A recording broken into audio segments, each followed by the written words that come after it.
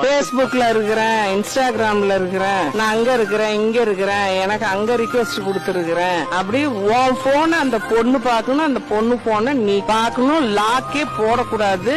ரெண்டு பேருக்கு எந்த ஒளிவு மறைவும் இருக்கக்கூடாது. ரெண்டு பேரும் குழந்தைங்க முன்னாடி முதல்ல சண்டை போடக்கூடாது. அதுதான் இப்ப ஃபர்ஸ்ட் பாயிண்ட். வீட்டுக்காருடைய வீக் பாயிண்ட குழந்தைங்கிட்ட சொல்லக்கூடாது.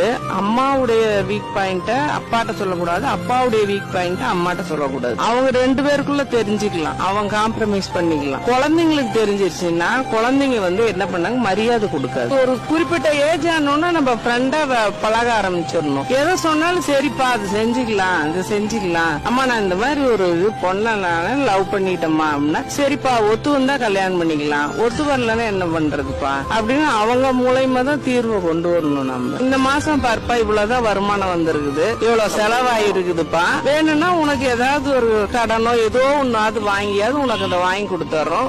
ஆனா அதை திருப்பி அடைக்கணும்ல, அது கஷ்டம் இல்லப்பா. இந்த வருமானத்துக்குள்ளதானே செலவு பண்ணணும். நீ நல்லா படி, சம்பாதி, நீ அந்த தேவையான பொருளை வாங்கிக்கன்னு. நாங்க இவ்வளவுதான் எங்களால முடிஞ்சது, இவ்வளவுதான். வேணும்னா நீ சம்பாதி, உன்னோட கொஞ்சம் பணம் போட்டு நாங்களும் வாங்கி தரோம். அப்படிதான் சொல்ல முடியுமில்ல. அதை வாங்கி கொடுக்க முடியாது போட, நீ என்ன பண்ணுவே பண்ணிக்கோன்னா நம்ம மேல வெறுப்பு தான் வரும். குழந்தைங்க கண்டிப்பா நம்ம பண்ண கஷ்டம் எல்லாத்தையுமே சொல்லிதான் வளர்த்தணும். ஏழ்மைனா என்ன, ஒரு 30,000 சம்பாதிக்கிறாங்க அப்படின்னாங்கன்னா அவங்க செலவு போக ஒரு 5,000 நீங்க மிச்சப்படுத்தி ஒரு நகை சீட்டு போடு, ஒரு ஆர்டி போடு, ஏதாவது ஒரு சேவிங்ஸ் பண்ணுப்பா அப்படின்னு சொல்லி கொடுத்தா வளர்த்து.